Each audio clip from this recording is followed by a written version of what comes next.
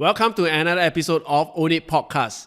Today is not about the property market, but about property agents. So we received a lot of questions from you about how is it being a real estate agent, especially now during the time where RES exams is around the corner. I think there are a lot of questions to ask, like what to expect, what do you want to look out for being a realtor. So today with us, we have like our very experienced agents, but I hope they still remember their first days of being an agent, that they can share more about them being an agent. So in front of me, there are a lot of questions. We have picked out some, and what will happen is I will pick out the questions, I will read it out, and we will go around the table to see who can input some insights for you. So if you are looking to be a realtor, this episode is for you.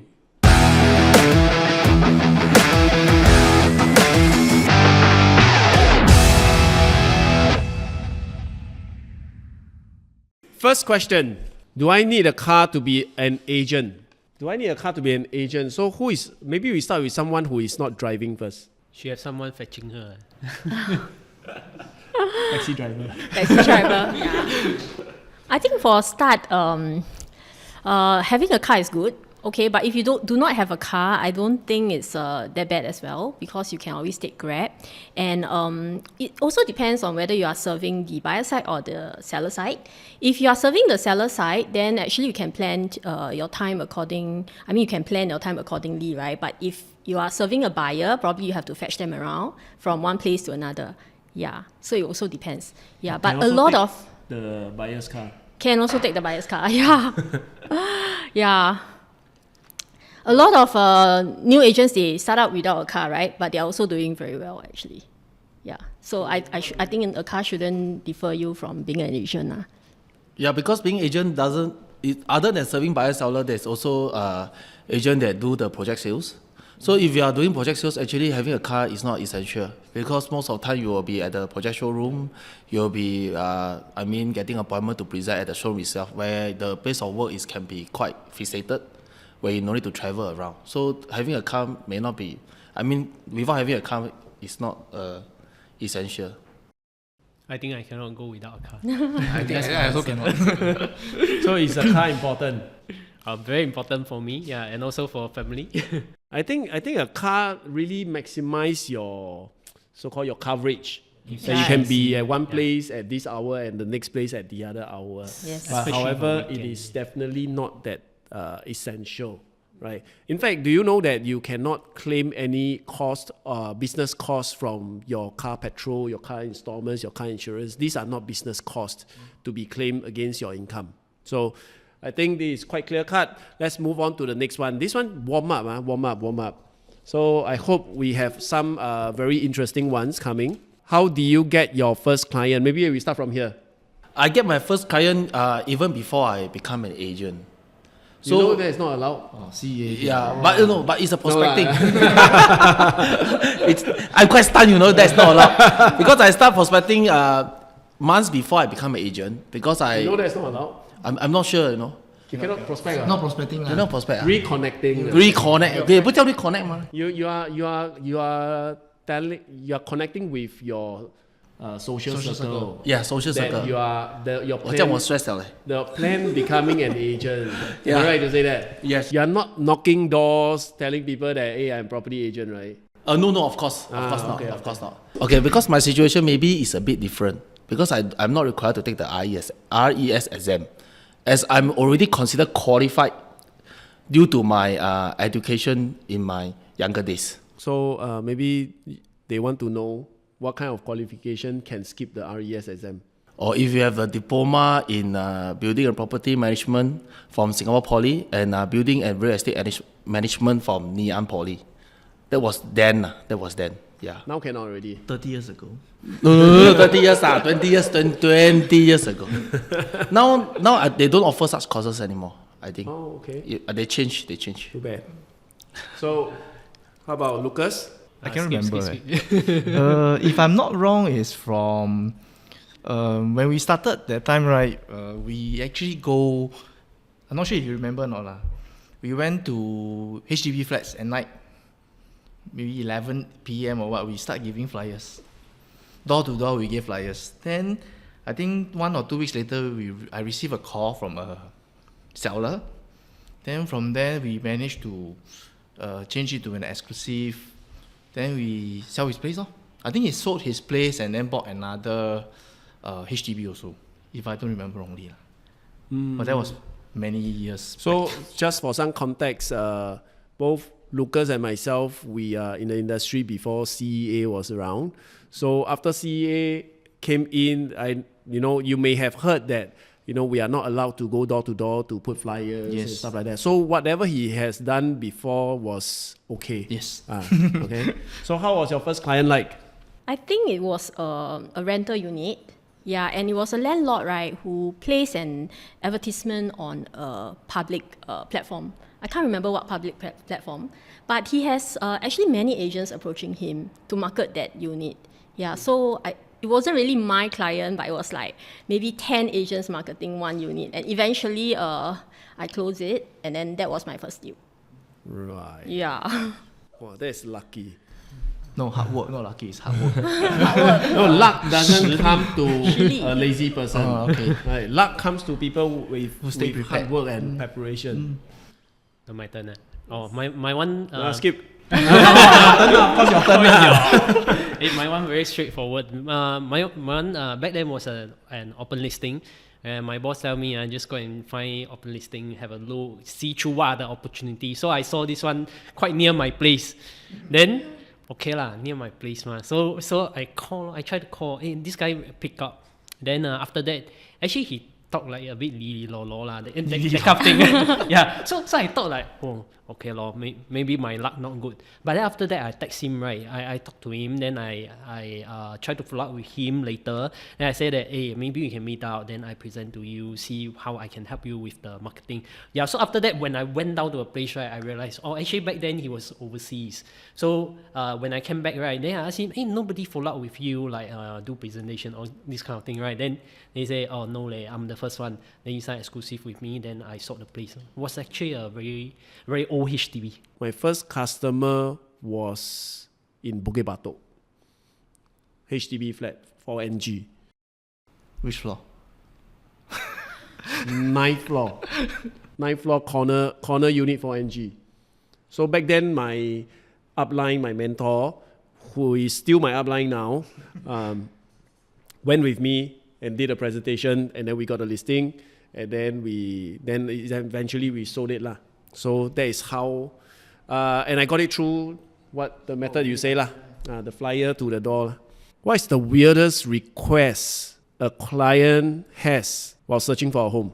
What is the weirdest request you come across? I don't really have one, but maybe I can share. The deal was this HDB buyer bought the place already, husband and wife. So the one day the wife called me, I think about 10 plus 11, say, hey, Lucas, 我要跟他离婚了. Can you help me tell him? Then I was like, my wife was beside me. Then I was like, no, I have nothing to do with this. Yeah, of course I didn't help him tell the husband lah. So the next, Eventually, did they? no, they're still together now. So last week you just called them. No, I saw their Facebook. They're still together. That was, I think, 2011. 13 years ago. 11 or 12, I can't remember. It was quite a weird request for me lah. Call me to tell somebody, hey, 我要跟你离婚了. Okay, so since not many contribution, actually you don't need to be weird lah, but some special requests. For me, I had one that I sold another 4-room HDB. Then the owner asked me to buy strawberry shortcake for him. So that was kind of weird for me because we sold the place, very happy, made a profit and everything. Then after that, he said he liked the strawberry shortcake at this place. And it's actually quite a common bakery, like every shopping center also have one. So, okay, then but the thing is I can't remember I bought or not. Because that time I remember I quite stressed. Like why someone will ask me buy strawberry shortcake? Okay, moving on. So you see, our industry is very, very safe. You actually don't need to worry so much. Wow, this one good this one. Good lah. All good. Okay, this one I think Why do boss has to agents answer. always wear branded stuff from head to toe? Why? This is, I Hey, don't Lucas, understand at Lucas, all. Lucas. This is irrelevant to me. So Oh, why? Not all agents do that. Not all agents. I think because the industry is so competitive, right? Sometimes it's hard to it's hard to differentiate yourself. So this is from third party lah, because you see, I don't really. See, everyone, Yeah. everyone very scared. Okay, so I feel that sometimes it's to kind of like show and to prove that like they are doing well, yeah, and first impression do count, right? So like sometimes it's only that first few minutes or even just half an hour you have to present to your client. Maybe that's the reason. Maybe. Maybe agent want to show that they are doing well. Yeah. Yeah, it may be possible also because, I mean, success bring more success. That is usually Success breeds success. yes. So I didn't know that we can use that in this context. But okay, I agree that success Yeah. breeds success. so maybe looking presentable and looking well is one way of presenting that they are doing well in their career. This is quite something that I think from the outside people will think that way, but actually most agents don't do that. I think most agents don't do that, but however, agents who do, I believe that they are people who actually appreciate certain things like, watches. You guys are wearing good watches. Then you don't buy it because you are a property agent. You buy it no matter what. I think it's more right? like a reward to yourself for the hard for the work. hard work that we put in. Yeah, it's not really to, hey, wow, I wear this, I wear that. It's more like rewarding ourselves with something we like. Just that you reward yourself too often. I hope it can be more often. But I don't think it's common. I don't think it's common for agent to wear a lot of branded. It's just that those that wear branded tend to stand out and leave an impression. Maybe that's why people tend to think Asian. Yes. I mean, most Asian wear branded. Maybe that's the reason. It's very sensitive. This Yeah. This question, you see everyone look down. Don't dare to look at the screen. But nothing wrong. I feel that nothing wrong to wear branded. Even Uniqlo is a global brand as well. So not branded or not, good looking is more important. What is your most memorable transaction or experience? During my very early time, right, when I was still very naive, think that people are all very nice, right? I mean, during the transaction, during a transaction, whatever we say, we sign, then it should be comply. Okay. So the story is I was having a client, one of my someone I know. So we done the transaction with some extension stay. So they actually buy a HDB unit. So in the end, during the transaction, after completion, right, they actually say that I think I don't want to have this extension anymore. Then they ask me go and chase the seller up. Well, in the end, do until like they even go and call police, that kind of things. Well, it become really memorable. Yeah. So in the end, we managed to solve the entire thing. So not long ago, I also, because Edwin's case actually inspired me, because I remember not long ago, I actually transacted a property. And it's a HDB property, and we agreed on a price, and we agreed on the handover date, which we calculated something like after a 3 months extension. So what we did was we secured the selling first. Then the seller after that is going on to buy another property, but at that point of time where they sell, they have not decided whether to go for a resale or a new launch. So we secure the price. We also preempt the buyer that they will only get the place in December or after the 3 months extension. So subsequently, they actually went for a new launch, and we all know that if you buy a new launch, you are not allowed to get an extension.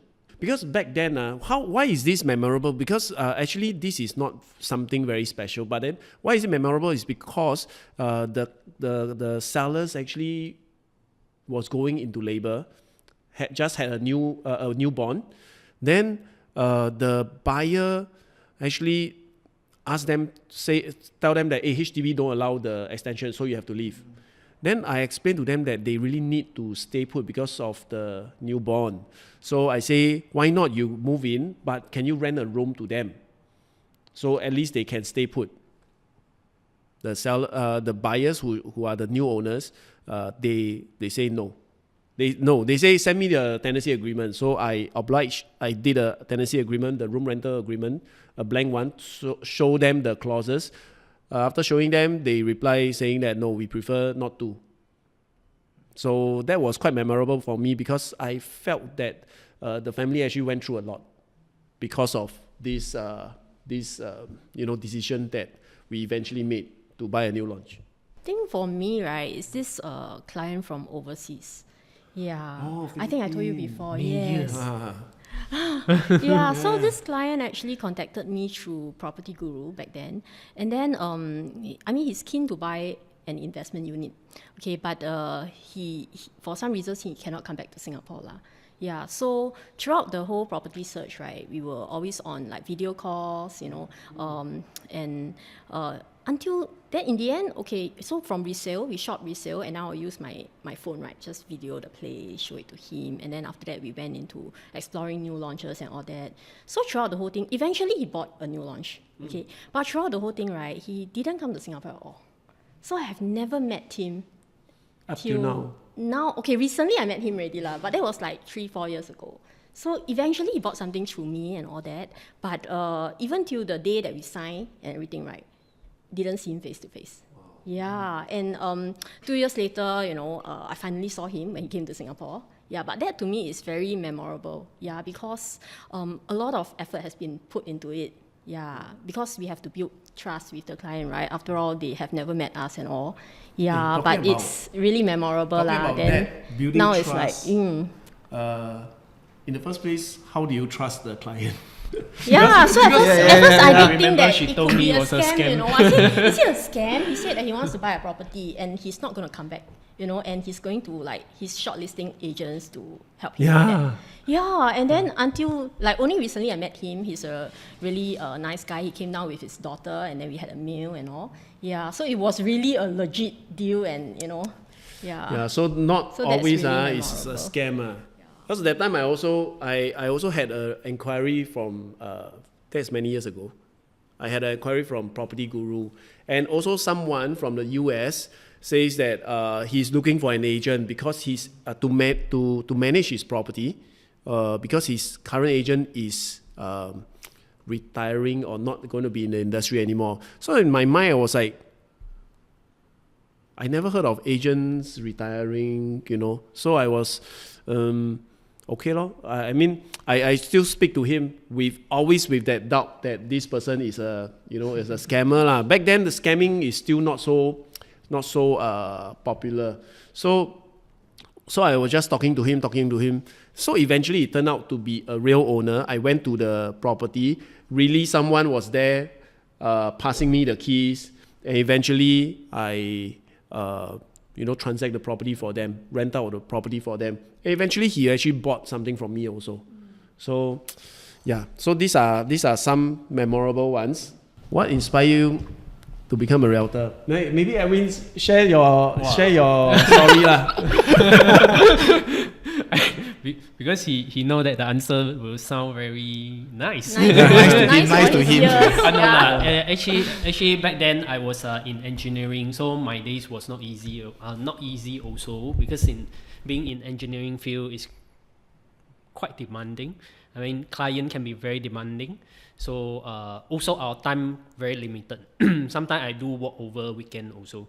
Yeah. So to me, time with my family, right? My parents also not so much.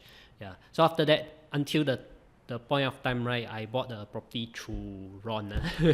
Yeah. Then I just find that how come this guy a bit quite free like that. And then I find out more lah. So eventually I become the real estate agent. So it's because I'm free. It's not because I'm knowledgeable, I'm very patient, or any other. No lah. Just because I'm free, then you say, hey, looks like I very know. relaxed. Yeah. As I mentioned just now, I actually did a diploma in building and property in Singapore Poly. So back then, I actually wanted to be an agent, but in between, due to the myth that the job is unstable, so like the income can be rather less structured and systematic. So I eventually go into finance and then of course go into other line. So you did a diploma with the thought of being a property agent. Yes. This is the first time I'm hearing this. Thank you for recognizing this profession. Yeah. So back then, eventually I didn't become a property agent. After that, after I went to army, then I did a degree in finance. So I actually go into other path lah. So after a few years, I realized that I wanted to have like a flexible working hours. Because my You still cannot give up the dream of being a realtor. yes, yeah, I still job. want to complete the dream that I have when I was in my younger days. So that's why I become a realtor. What about Lucas? For me, him lor. Same lor, this guy again lor. Ron and I were actually childhood friends lah. So I think when I was 26 years old, was thinking between insurance agent or real estate agent. Then this guy, like very excited like that leh. Wow, drive new car, buy new watch. Have or not? That time have lah. I don't know. I don't remember. I don't know. Whatever you say is correct. So See the branded goods work. I think it works. Yeah. no wonder. So in short, 误打误撞, I become an agent. But I don't regret it lah. I don't regret it. Yeah. Only regret the boss. Some background for me, I was in banking, and then after that I had my child, so I became a stay-home mom actually for 5 to 6 years. Yeah, so it was a pretty long time lah. But back then, I was renting out a property. I had my own property, so we were renting out, and then we were engaging the help of agents lah. So I had some like pocket of free time. So I was thinking, okay, why not I go for the exam myself? And then I can save on the agent fee. I don't want to pay agent fees. So I thought, okay. And then managed to pass the exam and then start to rent out my property and all that. And I had friends who came to me to asking for help to sell their property, rent their property. So what, from a part-time job, it became a full-time job actually. Yeah. And then I think since young, I like to view property. Yeah, I'm very interested to go for house viewing and all that. So I guess I thought if I want to sell something, right, I better sell something that I like and I'm convicted about. And I feel that property is a good way to preserve wealth, to accumulate wealth. And I hope that with that I can help people with that. So that's why it's kind of like my dream job too. Actually, after being an agent for like 15 years, this is the first time that I know that actually my job is a dream job. Yeah, and compared to banking, right, actually you have a lot of flexible time. Yeah, to me, it because wasn't it's not such fixed timing. To me, it wasn't such a dream job, but no choice job. Now No choice job. to some the career aspiration is to be a router. Yes. Yeah. So Come join join us. Okay, so I think this question will a lot of aspiring agents that is coming into the industry or planning to come into the industry will want to know, because this concern about how much money you need to have, right? So how much does an agent normally spend on marketing? I think I can't say for everybody, but for myself, just on Property Guru alone, I think it's about 19,000 a year lah. So if you break it down per month, it's about 1,500 per month. Yeah, this is not including those like your social media marketing, your Facebook sponsor ads, all this adding on lah. Podcast filming. What else? Your petrol, 还有什么? All this lah. So spend on marketing. marketing. Marketing. Why petrol? I take the car to somewhere, car take is video with the car. marketing. Yeah, drive around the banner. Drive around the banner. Call me for buy, sell, and rent. Yeah, I hope it doesn't scare people away. thinking that there's a lot of Scare them away. Scare them so away, that we don't have so much competition. okay, all y'all don't come, don't come. Don't come. Yeah, so I think all in all, in short, I think at least 3,000 a month. Yeah. Would you say it's good returns? It is lah. So if you want to, I can share my highest spend on what do you call it, the Facebook sponsor ad, right? Was, I think the highest in the month was about 5,000 to 8,000. Yeah, but that month I got some leads. Then the following month was a pretty good month, I would say. Since this episode, there might be some aspiring REs are looking at it, right? Maybe I can share some experience for the new agent that I have. So last time when they are doing it, right, we can actually tag on our platform to release the listing to some other agent, right, to assist us in terms of marketing. Because we might not have that kind of bulk marketing dollar to so-called to boost out such kind of advertisement to that kind of top position, etc. So with that app that help us, right, we can actually like save quite a bit on that, but we still achieve that kind of result that we want. We still get the listing to the top. Yeah, so with the help of the platform. So, how much you spend?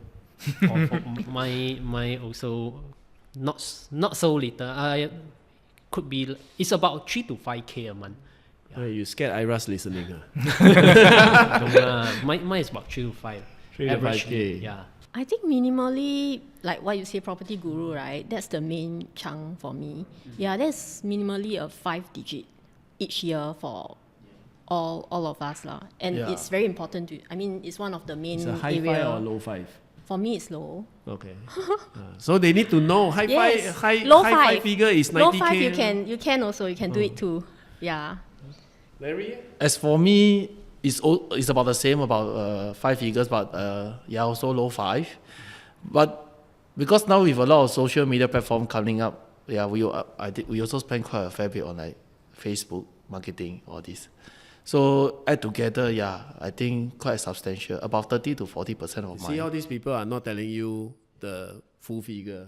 They keep saying that, it's about there. It's, Because quite substantial. usually people from the finance, we are quite very sensitive on the figures that we release. So anyway, I think to summarize is this question is there are ways that you don't need to spend a lot. There's also perks that for you to spend more. So it's all business, right? If you want to know more, you can hit any one of us up to give you the real figures. How long did it take for you to close your first deal? Wow, this one. First deal, how long did it take for you to close your first deal? 3 months for me. 3 months. Mine within first month. Wow. First month. Mine, just now I mentioned already, we did the But you never say how long. how long? I think They need to know how long must they go without income. how long they must go. I think mine is about 1 month plus 2 months, if I'm not wrong. Because really cannot remember it. Mine is on the day I got the IES license. Correct. Yeah. Because he Started before he got the license. early. Yeah, because I started sharing my views Can you early. please say because you got a good manager who actually helped you? Yeah, my manager Lucas helped me a lot along the way. Because before that, I keep calling Lucas to ask for a lot of advice lah. You call me right, I call Ron. That's how it was done. So yeah, I closed it on the day that I got the license. Yeah, I remember that. For me to get the license, it's just the day where they approve the registration. So it's a confirm and it's actually on the way. So I think it's easier for me in general To spend the effort lah, because most people who takes the exam, they don't know if they are going to pass, so they maybe never start their prospecting due to that reason. But for you, you know for sure you are going to be an agent already. Yeah, that's the. Oh, this one I can relate. If you are like me, an introvert, Are you sure? can you still make it as an agent? The answer is yes lah. Okay, introvert can become agent or not? Can. For me, I don't talk much lah. So just now I see already, I don't really talk much, right? So I think it's okay because to us, work is work, when come to discussion with client, we still share our knowledge, our views, and the direction how things can be done. Then if client agree, then eventually it will just move lah. So I think it's okay. We can still be agent. We need not to be a good public speaker, that kind of things. Yeah. Are you an introvert or extrovert? I'm an introvert. Definitely an introvert. Yeah, I'm definitely an introvert. I feel that like asking this question is like asking, do you have to choose extrovert as friends? You know what I mean? Like sometimes, right, you don't choose an agent because he talks a lot. You don't choose an agent because he's just very open and all that, right? Yeah, there must be something more. Yeah, so I feel that like personality types, right, does not restrict someone's capability as an agent lah. Yeah, because I myself, I'm also quite introverted. Quite. Yeah, quite introverted. Quite. So there are so many clients out there, right? You definitely will find someone that can kind of vibe with you also, right? Yeah. So That all the explains introverts, come on. So to touch on to what you may say, I think doesn't matter if you're introvert or extrovert. There different clients would like to work with different type of people. It's just how we click with them, I think. Yeah. So doesn't matter introvert or extrovert. They want to find someone that has their best interest at Correct. more than like a personality. Yes. Yes. They want someone that can maybe present, the stuff in a systematic way, and then, collectively, all the data is a proven one. Yeah. Personally, I feel that if you say that you are introvert, you are actually quite 好脸. Because a lot of people feel that you say you're introvert, actually you are very humble. The extroverted people are actually the ones that is up there, which I think no. Because introverts are actually people who are very focused in certain things. So introverted people are also people who go very deep into a certain things that they focus in. Well, that's why I say introverted people, when you say you're introvert, actually you're quite 好脸, because you are telling people that you actually can focus. Good in certain things. So Yeah, I think I'm an introvert. I also introvert. Yeah, I think I'm an introvert. So for me, it's definitely sales. In the line of sales, you really don't need to be an extrovert. A lot of people relate sales to being introvert or extrovert, but I think on the level of introvert or extrovert is a matter of how you spend your energy. An introverted person spend energy where best efficiency when we are alone doing things, and extroverted need people around them to feel the energy. So having said that, both are good agents, I feel, right? The ability to talk doesn't mean you're extrovert. The ability to talk basically is by practice. That's what I feel. So for the person who asked this question, that I guess you are an introvert. I think you'll make a fantastic agent. The last question is the most juicy one. How much do you make as an agent? Edwin. Okay, so for me, in the trade for like almost 7 to 8 years, so I have some repeated clients. Of course, we have some clients in the past that we work with, then we try to talk to them, try to convert them. Okay, so in some good period, it could be like 3 or touching 400, but when it's not so good, it's 200 plus. Yeah, that's for me. Not so good, 200 plus, yeah. But because I worked for 7 years, yeah. For me, I got really Last month, bad years. Yeah, I also had Maybe you just decent years. share last month lah. Last month. Close to what he said. Per year. So she did in a month of what Edwin did in a bad year. so Yeah. sad. So there are good months, there are good years, there are bad years. Just need one good month. Yeah. That's what she's saying, all right? Just enough, lor. Enough is very subjective. Very subjective. Okay. Business class. I've been in these lines for about 14 years. Always in the range about 6 figures lah. Very Very secretive. consistent. Cannot Very lah. Later secretive. Iras come check how. Okay. I think similar to my mentor, I make around 6 figures annually. Yeah, so I would say the income quite satisfactory in general if you put in enough effort. So 6 figures can be 100,000, can be 900,000. So they are being very, very vague, right? But it's okay, because if you really want to know how much agents really make, you can put in the comments, and maybe we'll make another episode on this. And this time round, we'll pull out the P&L, because knowing how much you make doesn't make sense, right? Because just now there was a question asking how much marketing costs we have. On top of marketing costs, we still have other costs, right? So how much an agent actually make, I think that makes more sense. But if you want to know, 6 figures is the bare minimum lah. It's the bare minimum, I would say. Okay, so that was a very good last questions to end off today's episode. So if you have any more questions, do leave them in the comment section below. We just might do another episode on the Ask Me Anything. If you enjoyed the content so far, please follow and like our channel and follow us on all our social platforms. Thank you and bye-bye.